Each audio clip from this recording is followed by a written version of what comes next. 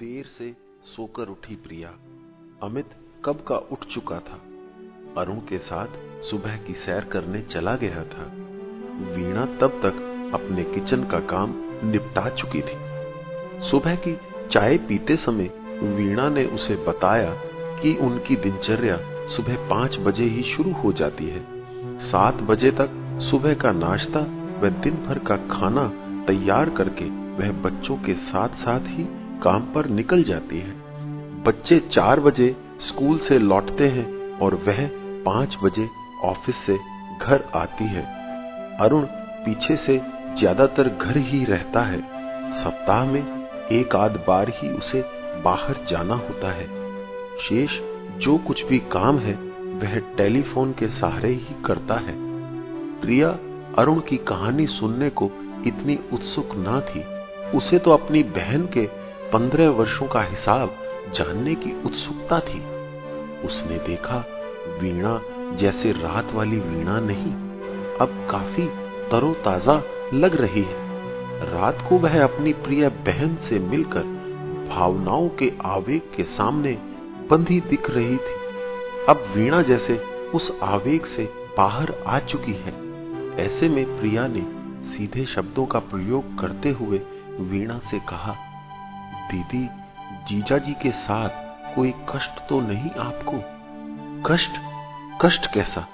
इतना समय बीत गया। मैं और अरुण एक दूसरे को अब पूरी तरह से पहचान चुके हैं। बच्चे हैं, मैं उन्हीं के साथ व्यस्त रहती हूं। वीणा ने सहज भाव से उत्तर दिया। नहीं नहीं, मेरा मतलब है आपको जिंदगी के इन 15 वर्षों में कैसा लगा? प्रिया ने दूसरे शब्द प्रयोग किए। वह अपनी बहन के बीते दिनों को जानना चाह रही थी। वीणा ने तब कहना शुरू किया, प्रिया, जीवन की सार्थकता तो इसी में है कि जो हो रहा होता है हमारे साथ, यदि हम उसमें सुख ही खोजें, सुख ही देखें तो कुछ भी बुरा नहीं लगता। यही मेरी आदत है शुरू से। मैं तो अपने बीते दिनों से कुछ सीखने के लिए कभी कभार याद कर लेती हूं उन्हें। और अब मेरा एक पूरा परिवार बन गया है। बच्चे जैसे जैसे बड़े होते जा रहे हैं, मुझे यही लगने लगा है कि मैंने अब सब सुख भोग लिए हैं। अरुण से शादी के एकदम बाद पूछ लेता यदि कोई, तो शायद कह देती पहले ही अच्छा था। शादी ना करती तो भी अच्छा था, लेकिन शिखा के आते ही मैं सब भूल गई। अरुण की निजी आदतें कैसी भी हों, उसने मेरे परिवार को सुखी रखने के लिए सब सहयोग दिया है। एक के बाद एक इन तीनों बच्चों के आ जाने के बाद तो मुझे अपने आगे पीछे और कुछ दिखना ही बंद हो गया। मुझे सिर्फ अपना परिवार ही दिखने लगा। वीणा ने अपनी बात कही। दीदी, हमें भी तो एक ही चिंता सताती रही इतने वर्ष कि आप ठीक से भी हैं या नहीं। सब आपके मन को समझते हैं। किसी से अपना कष्ट ना कहने की आपकी आदत से सब वाकिफ हैं। और ऐसे में इतना समय बीत गया, आपने कभी आकर मिल जाने की भी नहीं सोची। ऐसे में सब अपनी अपनी कल्पना से, अपने अपने तरीके से आपके पत्रों से हिसाब लगाते रहे। आप शादी करके ऐसी आई यहां कि पीछे का सब भूल गई। वहां पीछे भी तो आपको याद करने वाले हैं। प्रिया भावुक हो चली थी।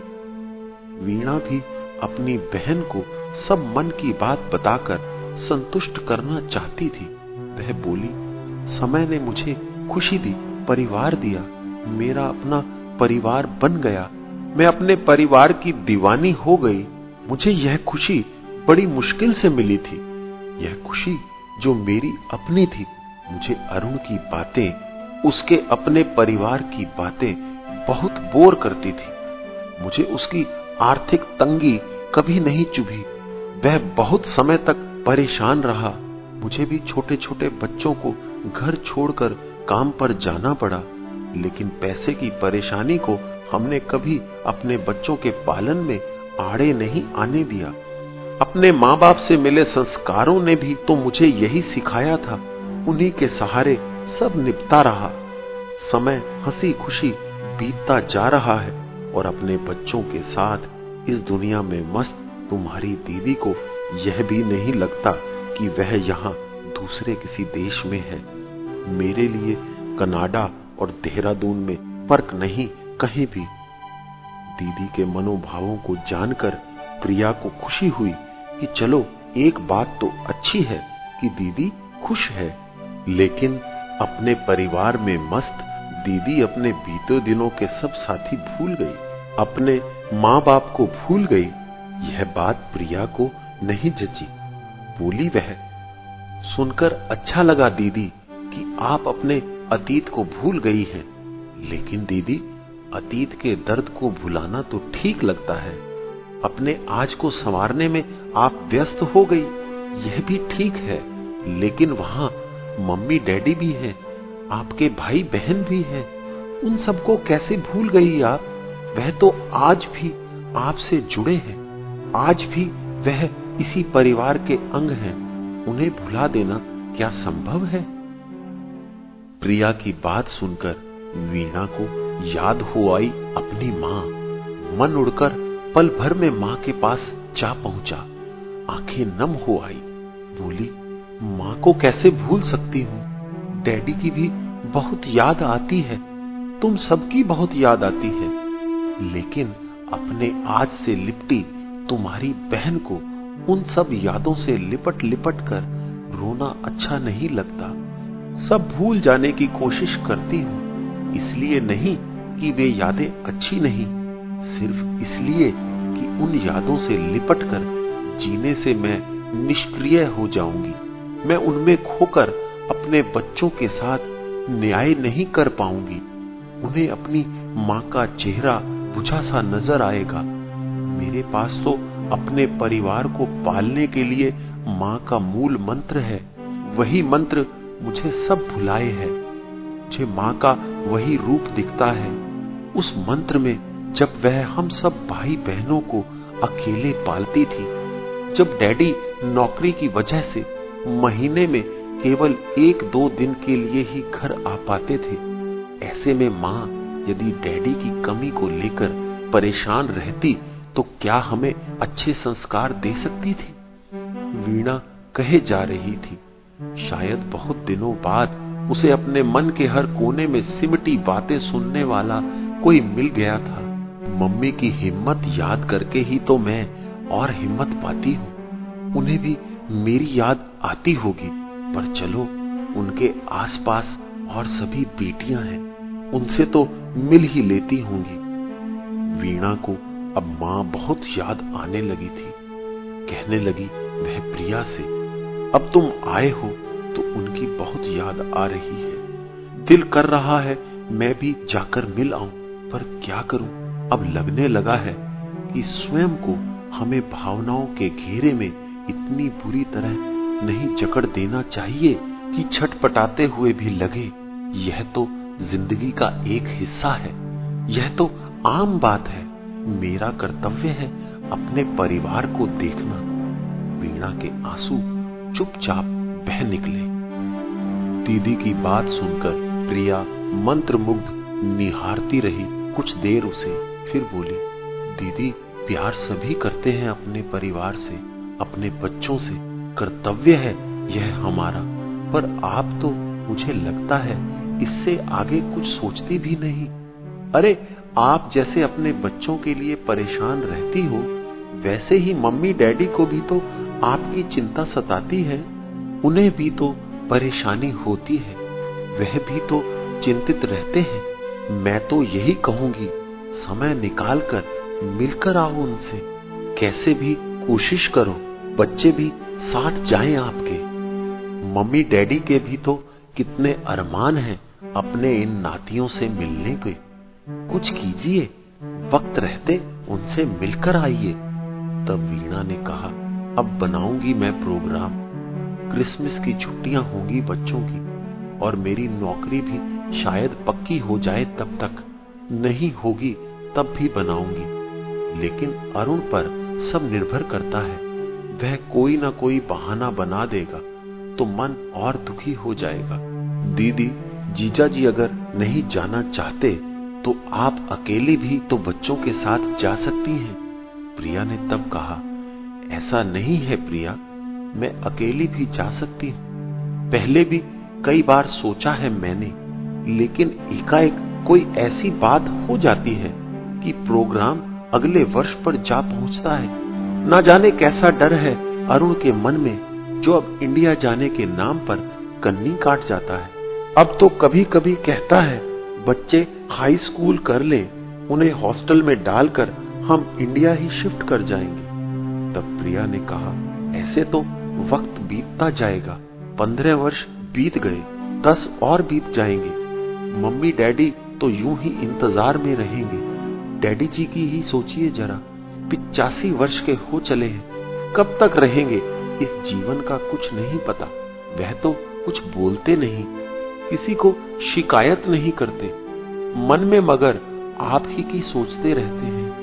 मैंने देखा है अलमारी से कई बार वह अकेले बैठे आपकी और देव की एल्बम निकालकर तस्वीरों को निहारते रहते हैं। कोई आ जाए तो एकाएक कह देते हैं, फोटो पर धूल जम गई थी, साफ कर रहा था। प्रिया की आंखों से बरबस आंसू छलक पड़े। वीणा भी अपनी रुलाई न रोक पाई, प्रिया के साथ सिसकने लगी। मुझे डैडी की बहुत याद आ रही है प्रिया, इतना समय बीत गया, डैडी तो बहुत बूढ़े हो चुके होंगे। मैंने ऐसा कभी नहीं सोचा, मुझे तो हमेशा से मम्मी का चेहरा ही याद आया। नहीं याद किया सच में मैंने कभी डैडी जी को। हमारे डैडी तो संत हैं, अपना दर्द किसी से नहीं कहते, बस मन ही मन मग्न रहते हैं। मन में क्या है उनके ना हम जान पाए, ना ही मम्मी। हम तो मम्मी से बंधे, मम्मी की दुनिया में ही मस्त रहे। और वीणा फफकती रही। बात वहीं खत्म हो गई। अरुण व अमित जो टहलने गए थे घर लौट आए थे। वीणा व प्रिया को भावनाओं में लिपटा देखकर अमित का मन भी भर आया और अरुण तो वीणा के आंसू देखकर बेचैन हो गया। वह क्यों रो रही है, यही कहता रहा बार बार। शब्दों के बिना दर्द समझना हर किसी के बस की बात नहीं है शायद। अमित की नजर बहुत तेज थी, समझने की शक्ति उससे भी तेज। अगले ही दिन उसने महसूस किया कि अरुण घर से बाहर कम ही निकलता है, यानी काम के नाम पर वह कोई काम नहीं करता। ऐसी सोच एकाएक उसे अपनी अटपटी लगी। लेकिन सोचा है कुछ, चाहे अटपटा, चाहे किसी के लिए अच्छा, किसी के लिए बुरा। अब सोचा है तो खोजना भी होगा, सोच का नतीजा जानना भी होगा। आपकी छुट्टी किस दिन होती है? सुबह नाश्ता करते ही पूछ लिया अमित ने। अरे भाई अपना क्या है, फील्ड वर्क है ज्यादा, टेलीफोन पर अपॉइंटमेंट लेता हूं फिर जाता हूं। अब अगले 7 दिन के लिए सब बंद। तुम लोग आ गए हो ना, ऐसे में 1 सप्ताह की पूरी छुट्टी ले ली है। वीणा भी नहीं जाएगी, अरुण ने कहा। अरे अरे ऐसा मत कीजिए, आप जरूर जाएं काम पर, अमित ने उसकी बात का उत्तर दिया। नहीं भाई, इसकी जरूरत नहीं, मैं किसी की नौकरी नहीं करता, इंश्योरेंस एजेंट हूं। 1 सप्ताह बाद की तारीख फिक्स कर ली है। अरुण जैसे अपना सारा वक्त उनके साथ बिताना चाहता था। तो क्या आप घर से ही सारा काम करते हैं? अमित ने पूछा। हां, ज्यादातर काम घर से ही होता है, बस कभी नया कोई क्लाइंट मिल जाए तो जाना पड़ता है, वरना तो सब काम फिक्स है, अरुण ने सरल शब्दों में बताया। उसे तो शायद बातचीत शुरू करने का अवसर चाहिए था। मैं तो अब कोई नया काम करना भी नहीं चाहता। 12 साल पहले तक मैं एक इंश्योरेंस कंपनी में मैनेजर था, लेकिन मेरे नीचे 2-3 गोरे मेरे खिलाफ थे। उन्होंने मुझे झूठे केस में फंसा दिया, मेरी नौकरी भी गई और लाइसेंस भी कैंसिल हो गया। 3 साल लगे मुझे केस लड़ने में, मैं जीत गया, लेकिन इस बीच यही फैसला कर लिया कि नौकरी कभी नहीं करूंगा। और उसके बाद से मैं बस प्राइवेट कंपनी के लिए काम करता हूं, अच्छी कमीशन मिल जाती है। अरुण ने अपनी बात पूरी की।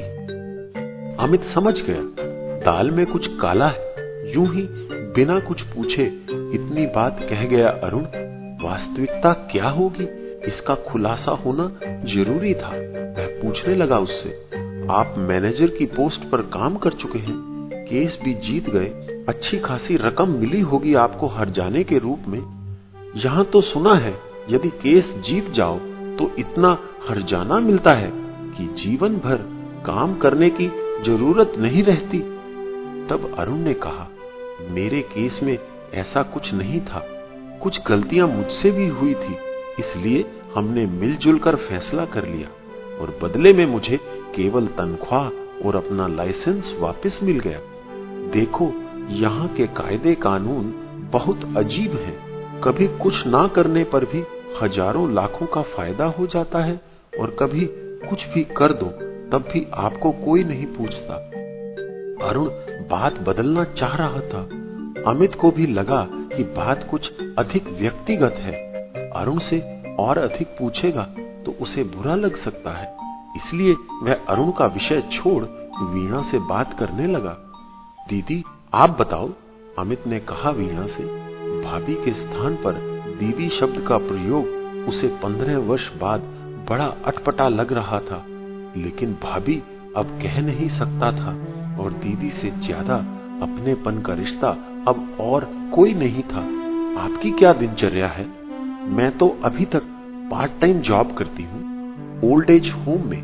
बूढ़े लोगों के लिए दिन भर के खाने का सारा मेनू तैयार करना, उनकी अगले दिन की जरूरतों का ख्याल रखना ही मेरा काम है, उत्तर दिया वीणा ने। लेकिन पार्ट टाइम क्यों? पूछा अमित ने। नाम के लिए मुझे एक सप्ताह में लगभग 7 दिन जाना पड़ता है। छुट्टी होती है तो भी किसी सप्ताह के बीच के दिन। सैटरडे संडे को तो जरूर जाना पड़ता है। दरअसल मेरी नौकरी उसी दिन होती है जब कोई ना कोई स्टाफ छुट्टी पर हो, और ऐसा सप्ताह में लगभग 4 दिन जरूर होता है। इसके अलावा सैटरडे संडे को तो जरूर जाना होता है। लेकिन फिर भी आप उसे पार्ट टाइम क्यों कहती हैं? अमित ने पूछा। क्योंकि मुझे रोज पैसे मिल जाते हैं और नौकरी का और कोई भी फायदा नहीं मिलता।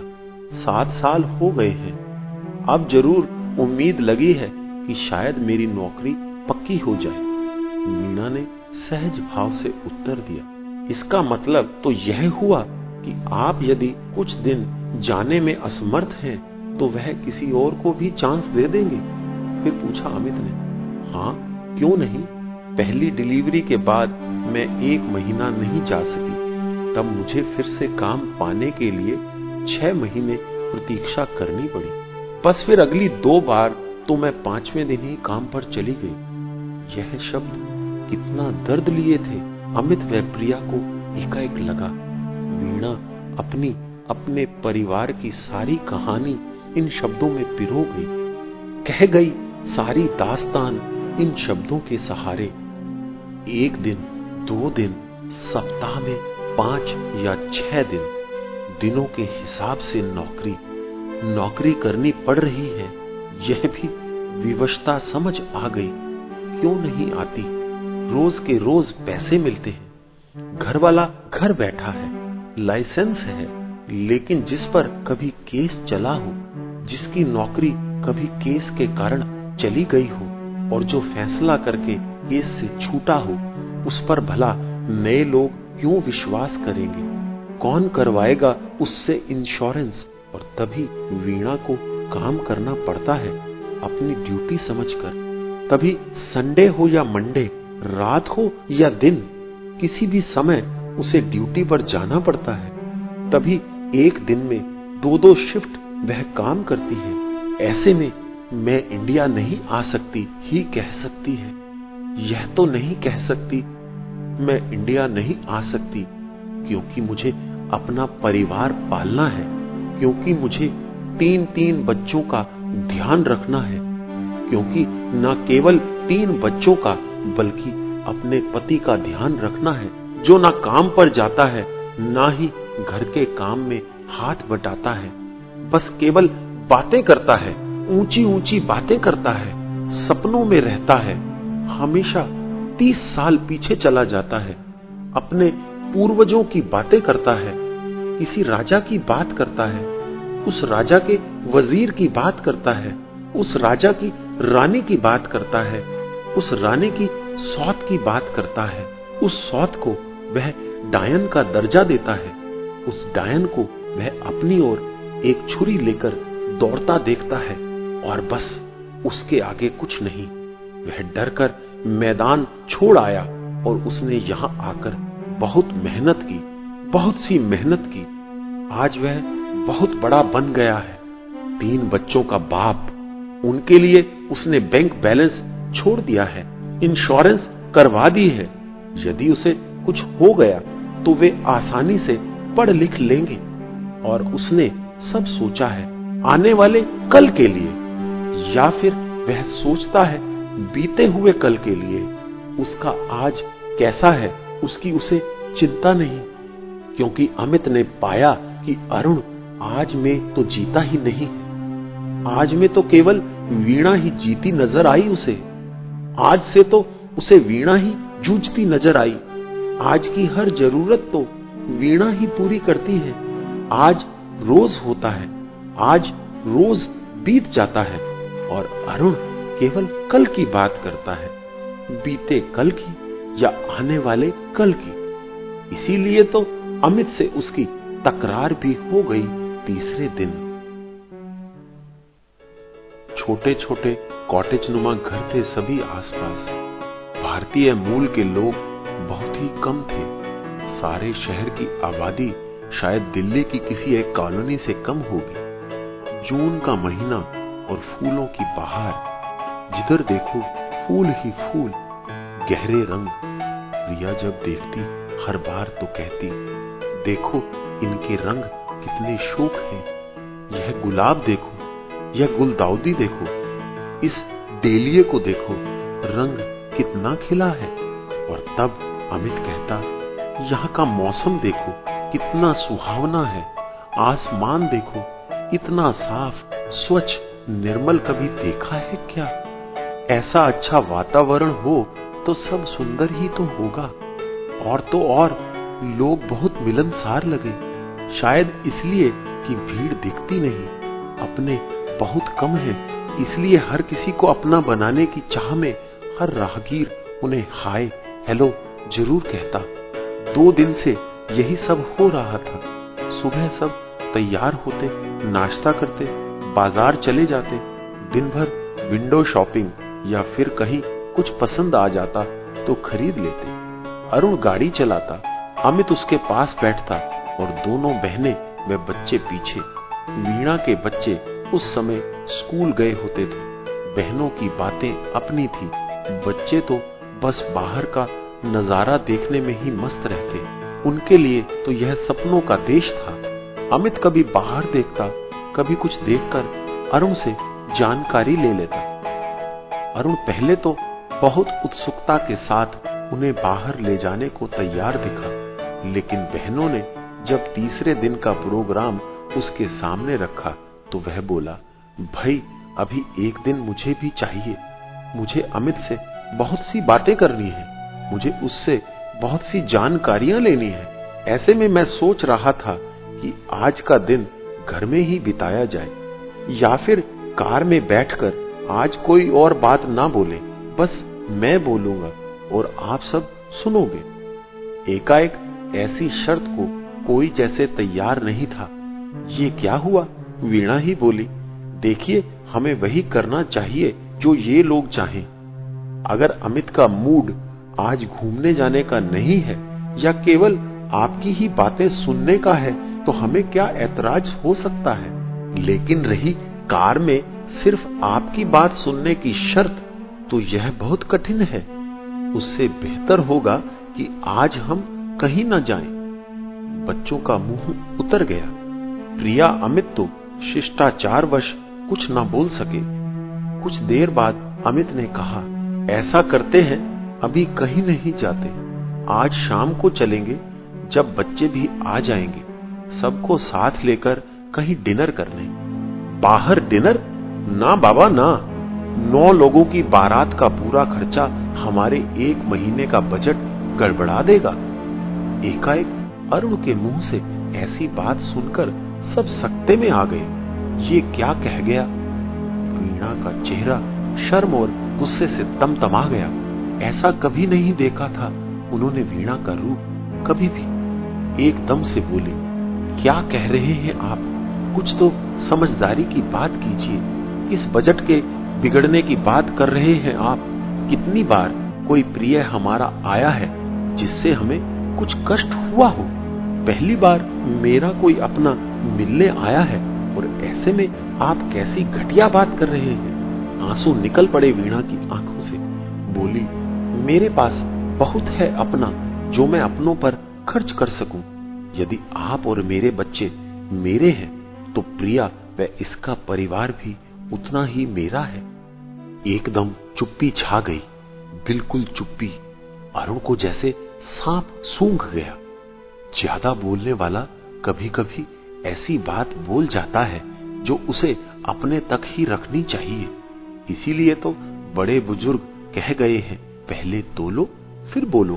वीणा का एकाएक फूट पड़ना देखकर ही अमित ने महसूस किया कि धैर्यशील वीणा के मर्म को बहुत गहरे तक छू गई थी अरुण की ये बात, जो 15 वर्ष से सह रही है। कितना कुछ समझ आ रहा था, कुछ नहीं, क्योंकि वीणा तो यही कहती थी, जब तक सब ठीक है। लेकिन एक शब्द भी कभी कभी किसी की पूरी जीवनी का दर्पण बन जाता है। दर्द किसी के दिल का समझने के लिए पूरे 15 वर्षों की दास्तान जानना जरूरी नहीं। मैं तो यूं ही कह गया, बस जुबान फिसल गई। वीणा, इतनी जल्दी हथियार डाल देगा अरुण? आश्चर्य हुआ प्रिया को, और उसकी रुआसी आवाज सुनकर वीणा भी एकदम पिघल गई। यह बंधन इन्हीं भावनाओं के खिलवाड़ पर ही बंधा है, अमित जान गया। वीणा भावुक है, अति भावुक, उससे भी अधिक भावुक, और अरुण उसकी इस कमजोरी को जानता है। इन भावनाओं के घेरे में 3 बच्चों की भावनाएं, अपने छोटे से घर संसार की भावनाएं, अरुण के प्यार की भावनाएं, अरुण के दर्द भरे अतीत की भावनाएं, और इन भावनाओं के सागर में गोते खाती वीणा। उसे कितना प्रिय लगता है यह संसार अपना। यह अलग बात है कि अमित और प्रिया उसके इस भावनात्मक रूप के कायल थे। विरक्त थी वीणा अपने आप से कि अपनी सुध नहीं, अपने परिवार की सुध बुध में लीन, उसी में मग्न। बात बदल गया अमित तब। चलिए जीजा जी, हम आज चाय बनाते हैं और साथ पकोड़े। बाहर लॉन में बैठकर आराम से सुनेंगे आपकी कहानी। और तब छोटा सा भावनाओं का तूफान एकाएक थम गया।